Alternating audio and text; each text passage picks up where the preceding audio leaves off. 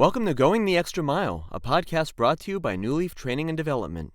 Each edition is sure to lift your spirit and encourage you in today's working world. Enjoy. The foundation of business.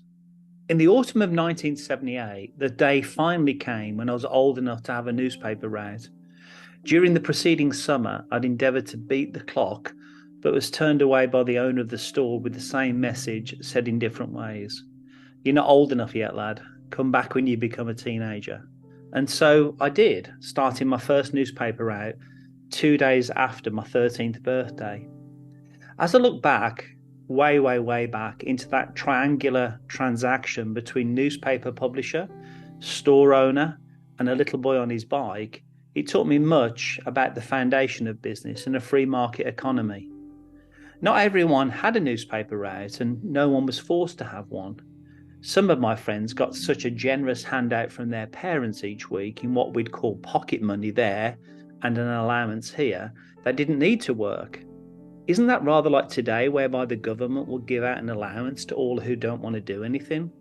Just like those parents who gave their children money for nothing, I wonder what the wisdom is in a government doing the same.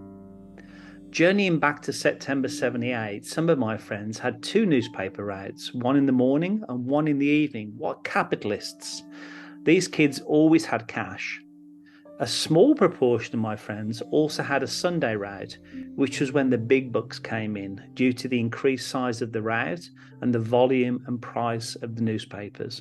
These were the Sunday boys who were able to save, buy or gift whatever they wanted out of their abundant coffers.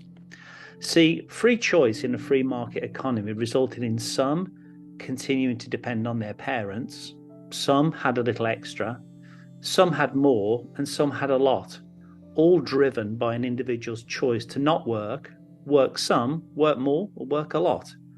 When a kid didn't show, others seized the opportunity to squeeze another route in before school, often turning up at the schoolyard with seconds to go until the bell was rang. The owners of the store, what we called across the pond the news agents, clearly had their margins worked out. As a kid, I never thought about their money-making model, but now I figure their labour cost was about 15%. Workers sometimes gripe today about the gross margins their employers make.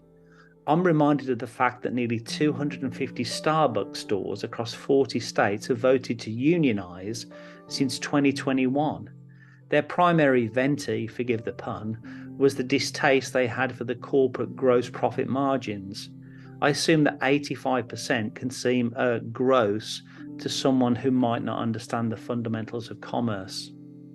Just like we may have balked on our bicycles if we knew our newsagent was making 85 pence for every 15 pence we were being paid, I can understand the bile of a barista thinking the same.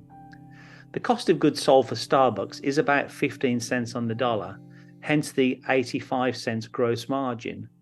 But from that, they have to deduct their cost of labour, which according to last year's publicly available P&L was 40%. You might be thinking, hey, but 45% profit is still pretty rich. And you'd be wrong, because they actually made only 12% net margin after deducting all the operational, non-labour expenses at the stores, the overheads at the corporate headquarters, and paying that 3-letter word ending in X we all love, tax.